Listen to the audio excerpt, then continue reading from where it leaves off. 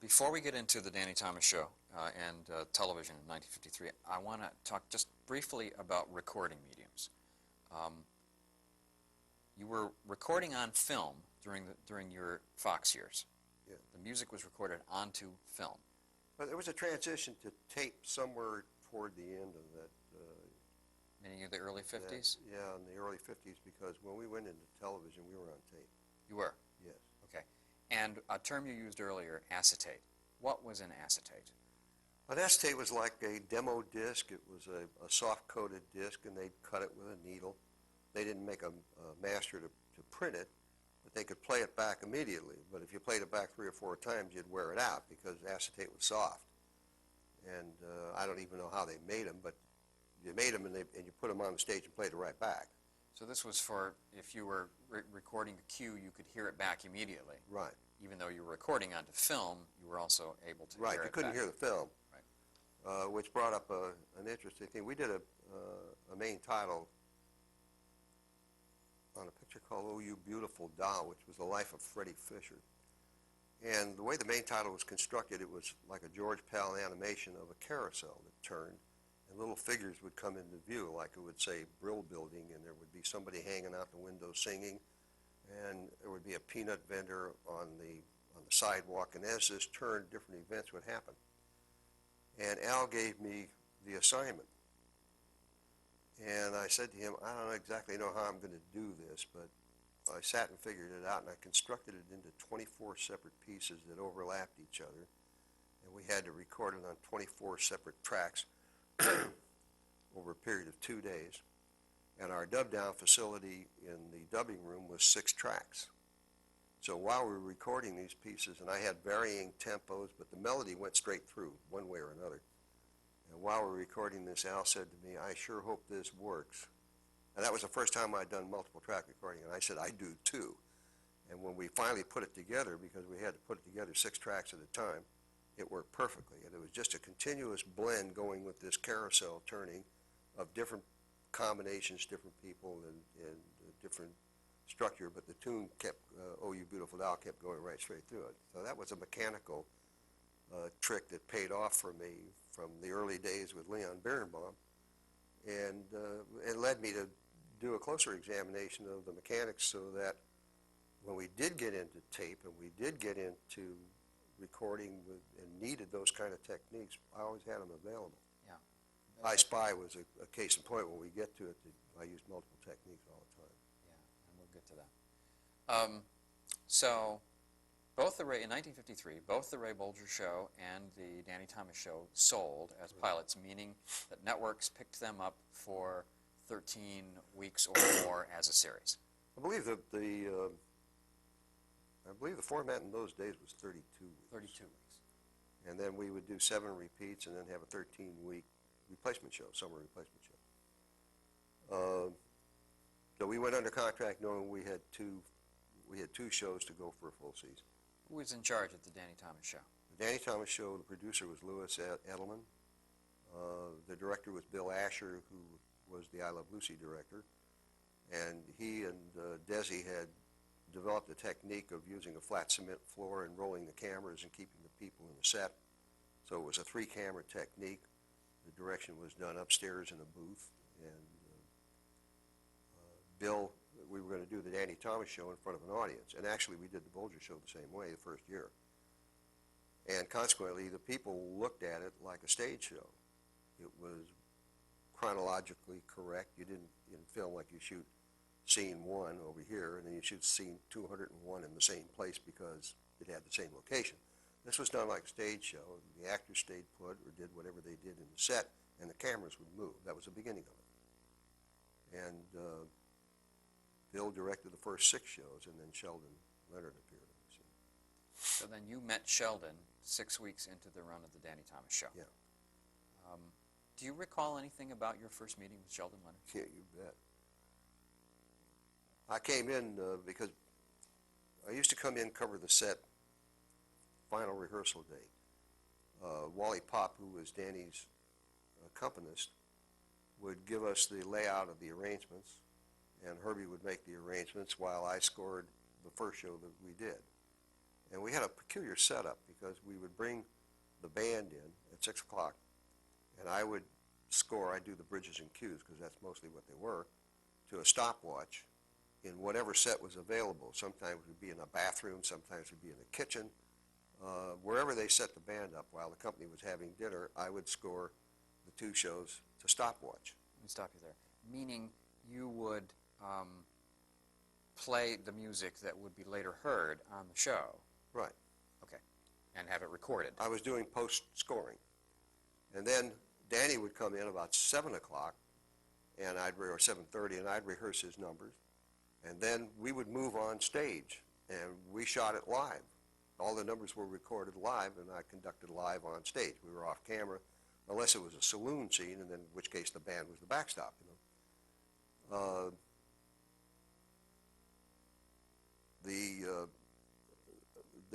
The show was done instantaneously, because if Danny made a goof or if I got lost or whatever, we'd stop, we'd start over, and we'd have to do the number over again in its entirety. You know? So it was a live post-scoring technique where we were doing today's show and recording 2 shows from 2 weeks ago. Sheldon, I came in one day to cover the set, and Bill Asher said to me, "Do you know the new director?" And I said, "What's the matter with the old director?" And he said, "The old director is going back to I Love Lucy." So I said, "No, who's the director?" And he said, "Sheldon Leonard. Do you know him?" I said, "No, I know who he is, and I've seen him on the set. I thought he was going to act in the show." So you knew Sheldon from his career as an actor. From his career as an actor, But yes. you didn't know him personally. I did not know him personally. Okay. And he said, "Well, he is going to do some acting. He's going to play Danny's agent, but he's going to direct the show."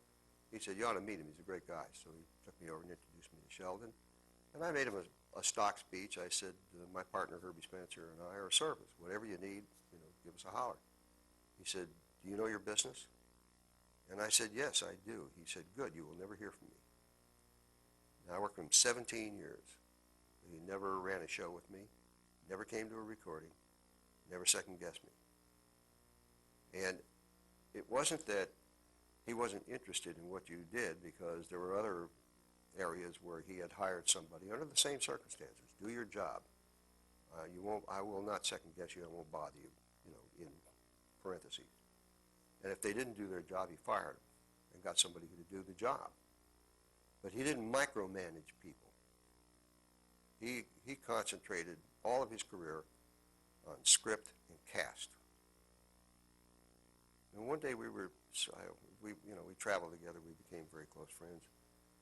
We were sitting with our feet up on a rail somewhere having a drink, and I said to him, "How come you're not really interested in the technical aspect of what I do?" And he said, "Look, you're the musician. I worry about scripts and cast, and I depend upon you to take care of what you do, and so don't bother me. I don't want to learn how to do that, because if I did, then I'd have to ask you. I'd know I'd be asking you to do something impossible in not enough time." And it was a great philosophy, because everybody who worked for him revered him, because he didn't micromanage him. And that didn't mean he didn't have an opinion about what you were doing. But in my particular case with music, that one he left alone. Script, casting, that was a different thing. There was no period of sort of building up a level of trust on his part? Or do you think he just heard what you did immediately, liked it, and let it go? So that's a really hard question to answer. I think I probably think he started out saying, "That guy knows his business. Let me see what he can do." And once he found out that he didn't have to worry about you, he didn't worry about you. It's a chicken and the egg kind of thing. And when if he had an Aaron Rubin producing the Andy Griffith Show, he knew Aaron was a producer-writer. Don't forget, in our structure of all of the T&L shows, Thomas Leonard shows, and we had a post-production company, we used to sit down and book our stages a season in advance. And if a show was supposed to be turned over on Thursday by a producer, it was turned over on Thursday. And there were no committees, because the producer, Aaron Rubin, in the case of Griffith, was the producer-writer, story consultant.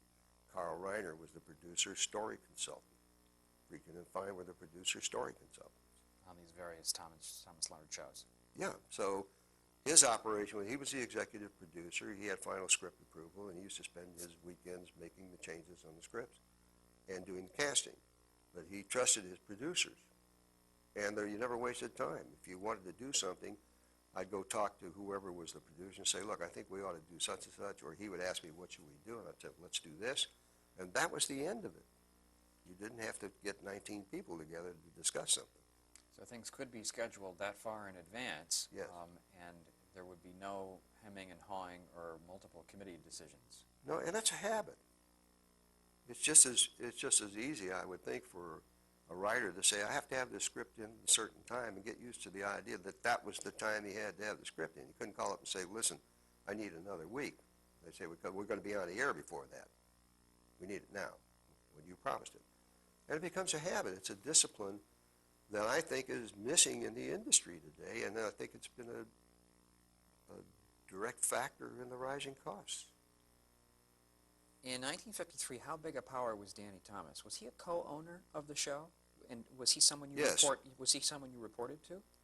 Or No, not? he wasn't active in that sense. Danny, early on, the show was, when it was a success, he sold a strip version of it, or William Morris Agency sold a strip, the daytime stripping of it 5 days a week, and he picked up something like $7.5 million. And he became the bank, because you could do a pilot in those days for $35,000. The hooker was that you had to have 13 shows in the can before you went on the air, and somebody had to pay for it. And that wasn't all that big a burden either, because if you had a contract for the sale of a show and you had people insured, you could go to the bank and get the rest of the money.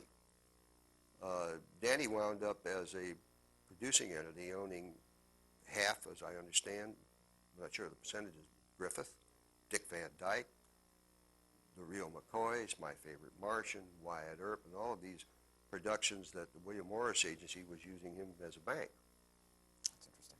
But as far as being an active party in the picture, Danny was not really very visible. He was busy doing his show. And on his show, did you discuss, to what degree would you discuss musical matters with Danny? Probably never. Wally Pop, who was a dear man, was his accompanist, and he was on the stage every day, and then we'd get together, either Herbie or I would get together, and we'd take the routine. A lot of the things started with Danny at the piano. Wally'd be playing off stage, and the orchestra would sneak in and so forth.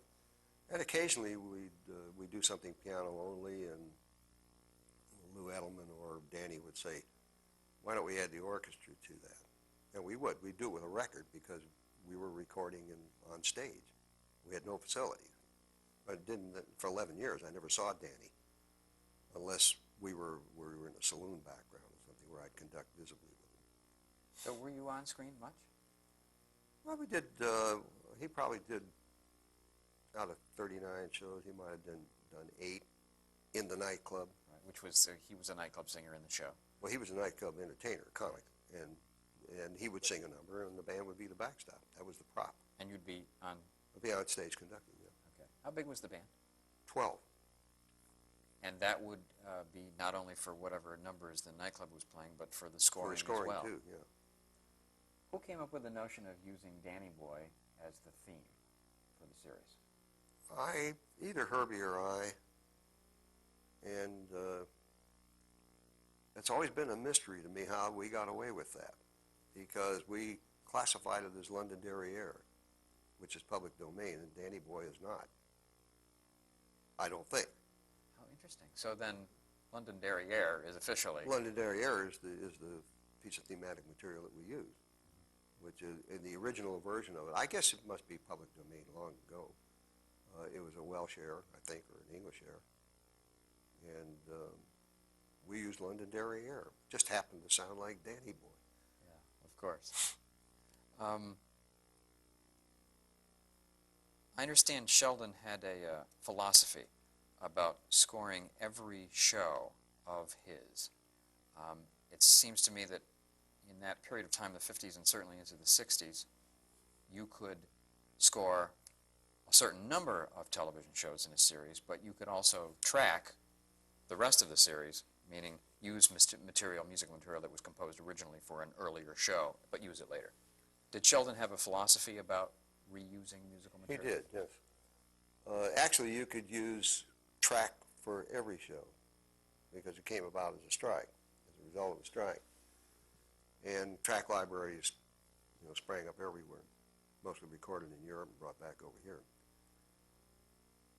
A show like Danny Thomas, a show like I Love Lucy, we're kind of stuck with using live music because Desi performed and Danny performed. Right. And we had many people on the show who also performed. And Sheldon liked the idea that the music was tailored for the show. While most of it were bridges and cues, there were times when we had 2- and 3-minute sequences that we scored.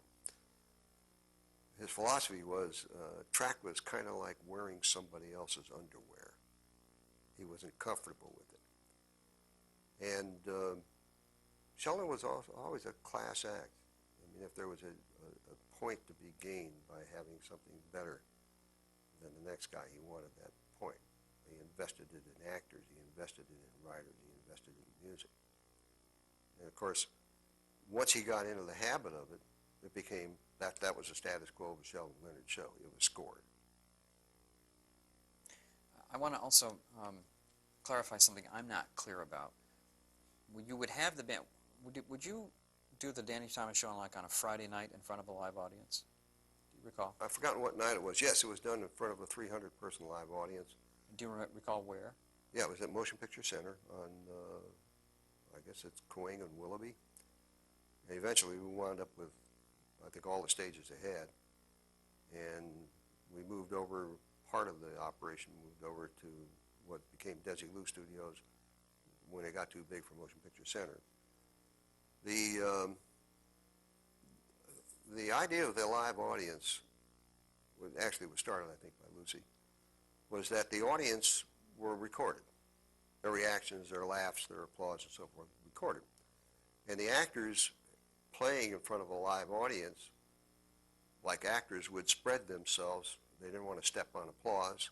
They didn't want to step on a laugh, so they would spread themselves. So it was naturally just like you were viewing it on stage with an audience response. And then if you figure that it probably was a 27-minute script to start with, and if you had 4 or 5 minutes of spread from audience reaction, and then narrowed it back down to 26 and a half minutes, which I think is what we delivered in the network, the audience told you which of those 5 minutes didn't work, so that by the time you got it narrowed down in editing, you had 26 and a half minutes of dynamite show. In the case of the Van Dyke show, there were episodes where it ran 35, 36 minutes of audience spread. And some of the early Danny Thomas shows, too, or some of the later ones also. If you had a show rolling, it rolled. And then when you edited it down, you had the opportunity to tighten it down to those things which worked. So that concept was good. And of course, it was later picked up by Norman Lear and others who did shows like Sanford and Son. And I'm not so sure about Sanford and Son, but All in the Family was done live. And a lot of shows are still done live in that same area of saying, let me let the audience tell me how good it is. Today, most of the time, they sweeten it with laugh tracks and kind of overdo it. When it was the night to record, the Danny Thomas show was filmed, was it not? It was filmed. Not videotaped? No, it was filmed. There was no videotape at that time. Okay. Would the band play warm-up for the audience? Yes. Would you come in and sort of play kind of dance numbers? Yeah, we did. We'd start at 6 o'clock and do our thing with the scoring and rehearsing Danny, and then we'd move over on the stage, and at 7:30 they would start the show.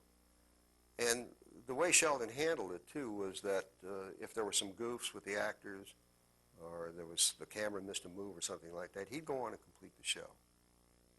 So that we did a half-hour show. We would be out there by 9 o'clock.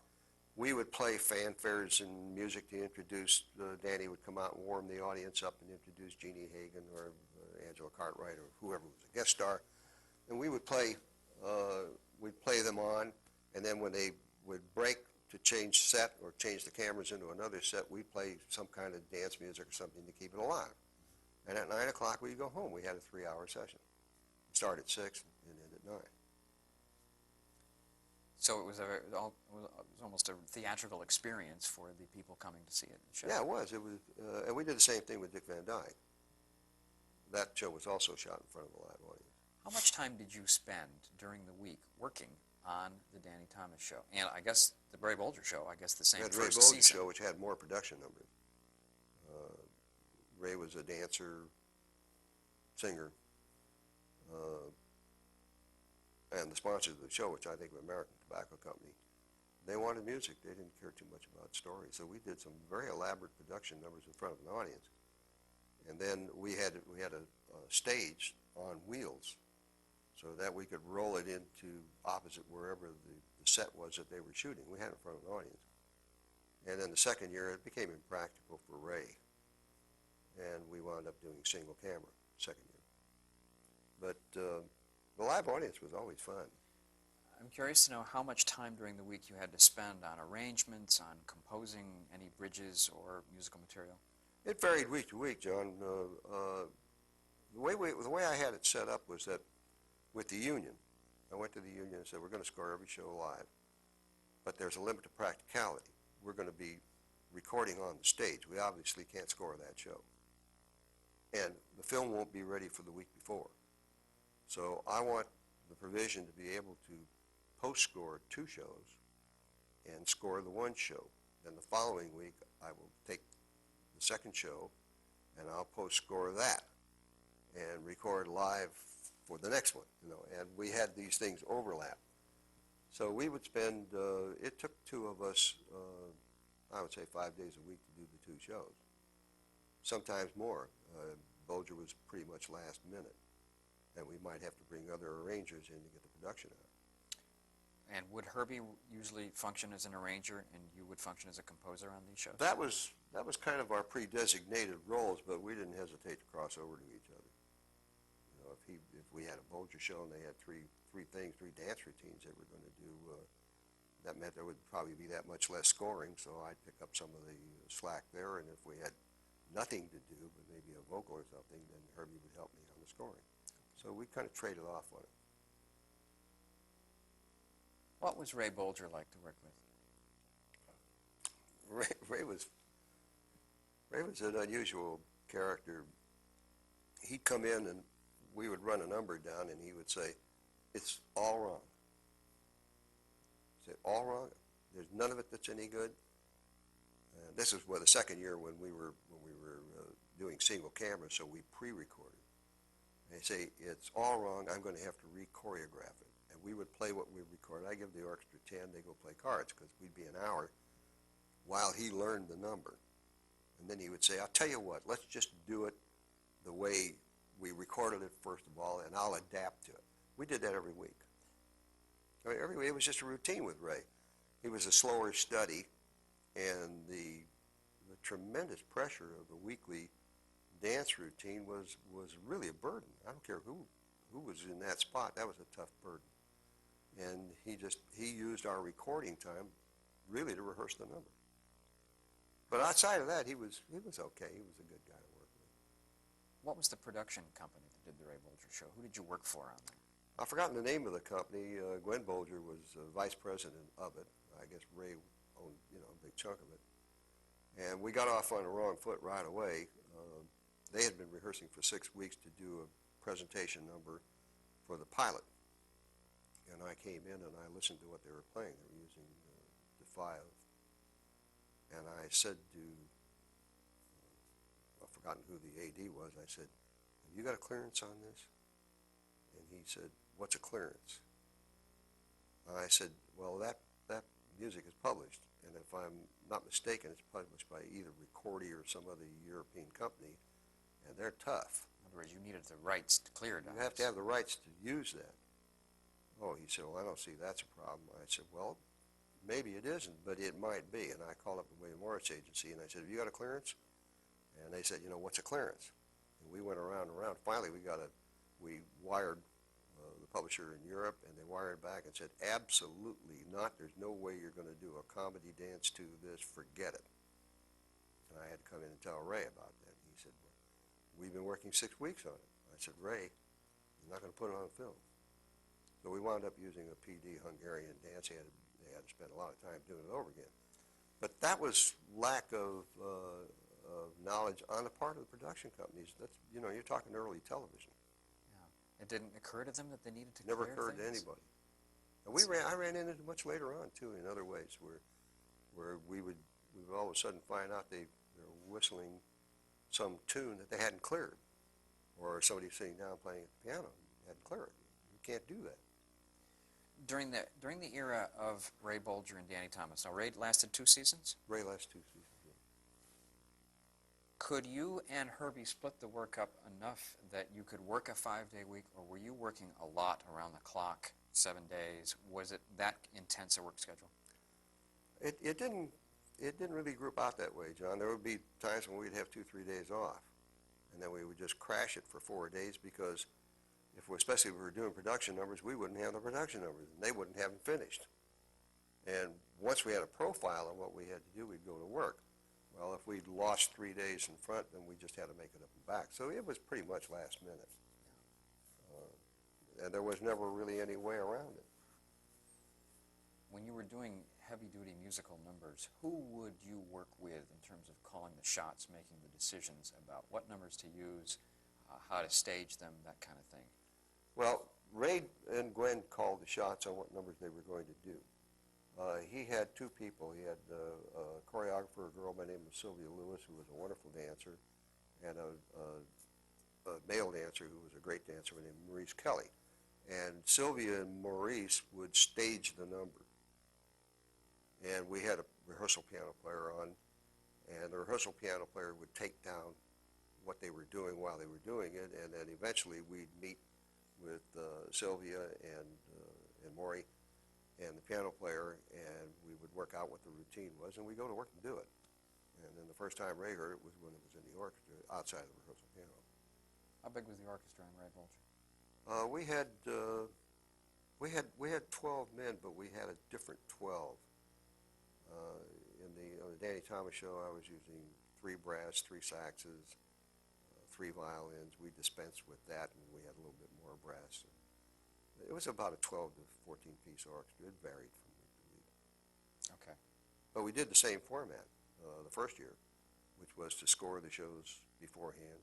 We're talking about Danny Thomas now? No, we're talking about Ray Bolger. Okay. We used the same format that we did on Danny, and then we moved over to the stage and played them on, and then we did the numbers live on our rolling bandstand. And when it came to single camera, then we pre-recorded the numbers, and we were no longer present on the stage.